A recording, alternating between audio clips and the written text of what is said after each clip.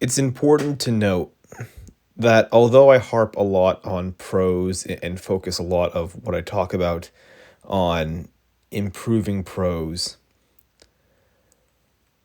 many people who read your work probably are not actually going to care about it at all. It's quite paradoxical in the sense that most writers put a lot of time into concerning themselves with their language, with their writing.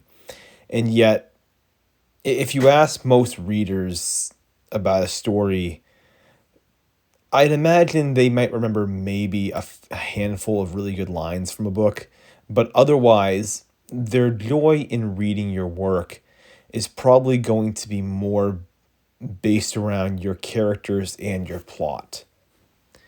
It's just the nature, basically, of people in general, especially. I'd say more in modern times, certainly. Maybe like 100 years ago, people paid a lot more attention to language. But nowadays, the general public basically isn't so concerned with the prose of writing. It's really just a simple fact of it. I mean, if you look at the bestsellers, the books that sell the best right now, right? They aren't ones that are written necessarily beautifully. Though the ones that sell, the series that do well, usually they are genre series that have just really exciting stories. It's a really exciting plot. It's really interesting characters, and you don't walk away, thinking that this person is the next Faulkner, right? It's really just the reality of the situation. And this is true really for most art. Like, apply what I just said to movies, right? The top grossing films of all time, ones that are that are breaking the box office records. These are not ones that are, these sort of like art house films. They aren't the ones that are even like the Oscar bait, right? They're, if you look at them, they're what sells now and what does well now are the superhero movies, obviously the action movies. These are the ones that people are basically flocking to see. It's just, again, it's the very nature, basically, of the public in the art today. Not, it's not to be critical of that at all. It's really just kind of a statement of fact. And so, knowing this, why do we care then about prose? And it's a good question to ask. What I would first say is there are some aspects of writing that prose will matter, specifically if you're writing in literary fiction. So lit fic, which is what I write in, which is, I guess, what my advice tends to be tailored a bit towards, but really it can be applied to any aspect of writing.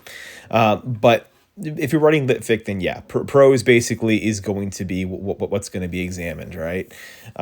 So that's important. If you're ambitious in the sense that you want to, you want your writing to be recognized, you want it to maybe win awards, something like that, then yeah, your prose is going to be factored in a lot heavier, right? So with those two areas of writing, if you are thinking in those areas, then yes, yes, your prose is going to carry a lot. But I guess for everyone else, outside of that, your prose is going to matter in the sense that you want to still push yourself. You want to, it's sort of in all of us to kind of raise that standard. So even though the public may not care about the quality or the prose of the writing, right? You are still creating art, right? You're still creating something that's going to be going out into the public, and you do want to, not just for yourself to show your best work, but your art basically raises a standard across the board for everything. Everything we do raises the level of writing, raises the level of consciousness, in a sense, for the public. For every generation of writers, you're a bit like substitutes on a football team, right? Being called in. So one generation basically gets to go in and they do their plays and they try to get the ball, 10 yards further down the field, right?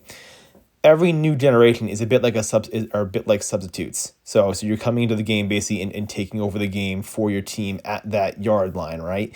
And it's up to you now to carry that ball a little bit further down the line, right? Whether your individual work does well or not, whether it sells, whether you make it big or not, your work is part of that. You're part of the team basically, and the quality of your work basically pushes that ball a little bit further. So what you should do is you should always look at the prior generation's work, what's been done in the past, take those techniques and ideas that work well for those writers, apply it to your writing, and push that ball a little bit further, because you're raising the bar basically for everybody when you do that, which is really what the goal of art should be, at least in my opinion. The goal basically should be to kind of raise our consciousness, raise our standard basically that we have in society, by pushing that art further with that. And if you can adopt that mindset, if you can take the idea that your writing isn't so much about you individually, right? It goes from becoming a selfish act, and it sort of shields you in a sense. If you're writing basically to help kind of raise the standard, right? If you're writing to just put great quality work out there, it doesn't really matter what happens, right? It doesn't matter if your work ever sells. It doesn't matter if you're ever successful, right? Because you did your job. You put your work out there, right? You put something that was something that you believe is better than what's currently out there right now. You're putting it out into the world, right? And so hopefully someone eventually will see that, and then they'll take your techniques and then apply it to their writing, and the next generation will do better. You can never lose, right? Because just by the virtue that you've written something that you believe is well, you've won. You've already bested it, right? And then any success, any kind of glory, anything like that, is just really the icing on the cake. So that's why I would encourage you to adopt that mindset, to kind of to take the mindset that you're doing this not so much for yourself, but collectively for, some future writer out there who might one day use your work. And if you're hearing this and you've kind of heard my little spiel there, and you think, well, that's all lovely, but I'm just writing the story that I really enjoy, and I don't really care what someone else thinks of my writing, I would empower you to change your thinking a little bit.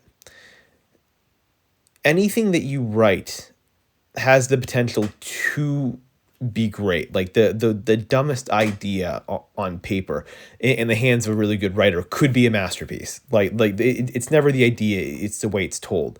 So if you're thinking that, that's probably a good sign that you aren't taking your work perhaps as serious as you should.